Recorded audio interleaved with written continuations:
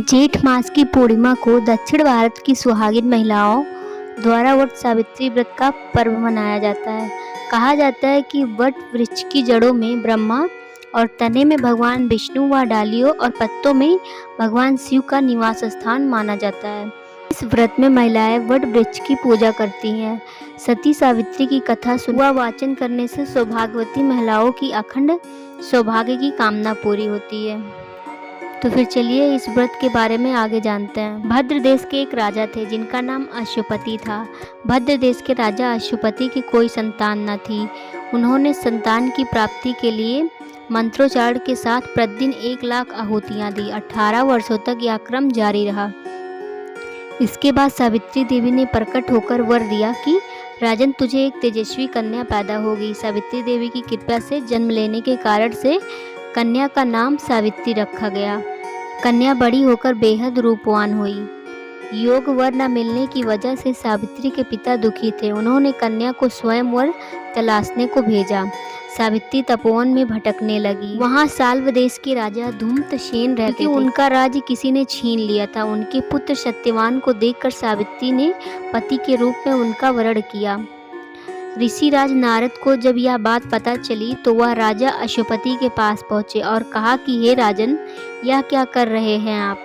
सत्यवान गुणवान है, धर्मात्मा है और बलवान भी है, पर उसकी आयु बहुत छोटी है। वह अल्प आयु है। 1 वर्ष के बाद ही उसकी मृत्यु हो जाएगी। ऋषिराज नारद की बात सुनकर राजा अश्वपति घोर चिंता में डूब गए। सावित्री ने उनसे कारण पूछा तो राजा ने कहा, पुत्री, तुमने जिस राजकुमार को अपने वर के रूप में चुना है वह अल्प आयु है। तुम्हें किसी और को अपना जीवन साथी बनाना चाहिए। इस पर सावित्री ने कहा कि पिताजी, आर्य कन्याएं अपने पति का एक ही बार वर्णन करती हैं। राजा एक बार ही आज्ञा देता है और पंडित एक बार ही प्रतिज्ञा करते हैं और कन्यादान भी एक बार ही किया जाता है। सावित्री हट करने लगी और बोली, मैं सत्यवान से ही शादी करूंगी। राजा अश्वपति ने सावित्री का विवाह सत्यवान से करा दिया। सावित्री अपने ससुराल पहुंचते ही सास ससुर की सेवा करने लगी। नारद मुनि ने सावित्री को पहले ही सत्यवान की मृत्यु के दिन के बारे में बता दिया था। वह दिन जैसे जैसे करीब आने लगा, सावित्री अधीर होने लगी। उन्होंने 3 दिन पहले से ही उपवास शुरू कर दिया। नारद मुनि द्वारा कथित निश्चित तिथि पर पितरों का पूजन किया। हर दिन की तरह सत्यवान उस दिन भी लकड़ी काटने जंगल चले गए। साथ में सावित्री भी गई। जंगल में पहुंचकर सत्यवान लकड़ी काटने के लिए एक पेड़ पर चढ़ गए। तभी उनके सिर में तेज दर्द होने लगा। दर्द से व्याकुल सत्यवान पेड़ से नीचे उतर गए। सावित्री अपना भविष्य समझ गई। सत्यवान के सिर को गोद में रखकर सावित्री सत्यवान का सिर सहलाने लगी। तभी वहां यमराज आते दिखे। यमराज अपने साथ सत्यवान को ले जाने लगे। सावित्री भी उनके पीछे पीछे चल पड़ी। यमराज ने सावित्री को समझाने की कोशिश की, यही विधि का विधान है, लेकिन सावित्री नहीं मानी। सावित्री की निष्ठा और पति परायणता को देखकर यमराज ने सावित्री से कहा, हे देवी, तुम धन्य हो, तुम मुझसे कोई भी वरदान मांग लो। सावित्री ने कहा कि मेरे सास ससुर वनवासी और अंधे हैं, उन्हें दिव्य ज्योति प्रदान करें। यमराज ने कहा, ऐसा ही होगा, जाओ अब घर लौट जाओ। लेकिन सावित्री अपने पति सत्यवान के पीछे पीछे चलती रही। यमराज ने कहा, देवी तुम वापस जाओ। सावित्री ने कहा, भगवान, मुझे अपने पतिदेव के पीछे पीछे चलने में कोई परेशानी नहीं है। पति के पीछे चलना मेरा कर्तव्य है। यह सुनकर उन्होंने फिर से उसे एक और वचन मांगने के लिए कहा।